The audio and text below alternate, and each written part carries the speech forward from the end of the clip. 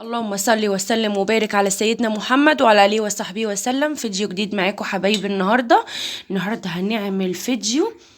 استنوا معانا للاخر وشوفوا ايه اللي هنعمله. فيديو اقتصادي للاحوال اللي احنا فيها. هنعمل كل حاجه في التوفير في بيتنا.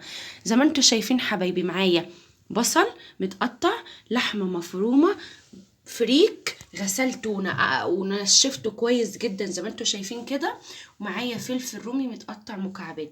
معايا طاسه على النار فيها معلقتين سمنه، هنزل عليهم بمعلقتين من البصل وهنسيب الباقي التاني وهنشوف هنعمل ايه مع بعض. حطيت معلقتين البصل في الطاسه وهنشوف هنكمل ازاي مع بعض بقيه الفيديو. انا قلبت كده، هاخد الفريك وهنزل عليه، بس هسيبه تقلبتين. حطيت الفريك عليه وهسيبه تقلبتين، مش هحط له ميه ولا اي حاجه، هسيبه هو ينزل الميه بتاعته. كل اللي هحطه له ملح وفلفل، وهيبقى دوت الحدق بتاع الوجبه كلها اللي احنا هنعملها، اللي انا مش هقول لكم عليها عشان تكملوا الفيديو للاخر. انا دلوقتي هسيب يا دوبك الفريك يا دوب مش هيستوي للدرجه اللي هي، وهرجع لكم تاني نكمل مع بعض. ورجعت لكم تاني حبايبي. زي ما انتوا شايفين الفريك اهوت استوى 3/4 سوا. هنعمل ايه بقى دلوقتي؟ هنجيبه ندلقه في الطبق هنا زي ما انتوا شايفين كده. ده ربع كيلو فريك، جبناه غسلناه كويس جدا وخليناه الميه بتاعته تطلع كده لونها ابيض زي اللي بنشربها بالظبط. حطيناه كده على النار معاكم زي ما انتوا شايفين. نحط عليه اللحمه المفرومه وهنقلب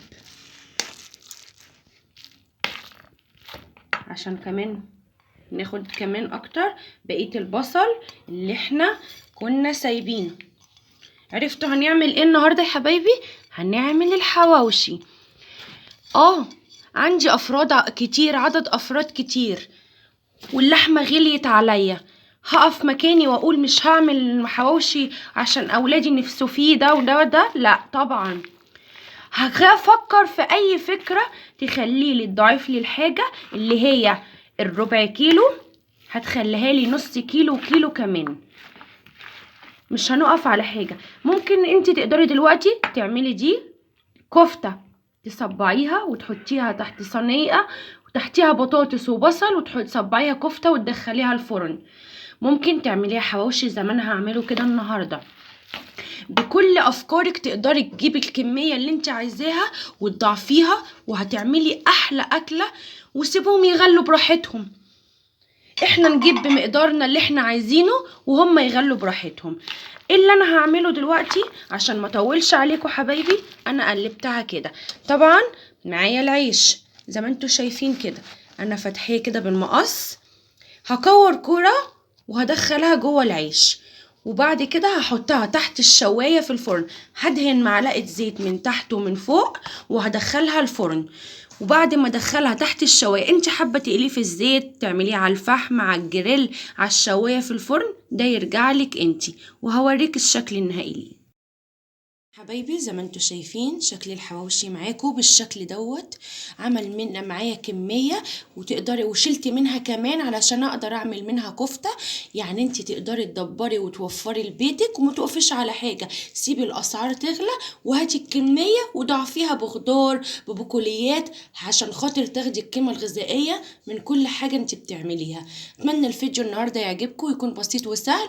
اتمنى كل فيديوهاتي تكون بسيطه وسهله. لو عجبكم الفيديو متنسوش تعملوا اشتراك في القناة وتعملوا لايك وشير، والسلام عليكم ورحمة الله وبركاته.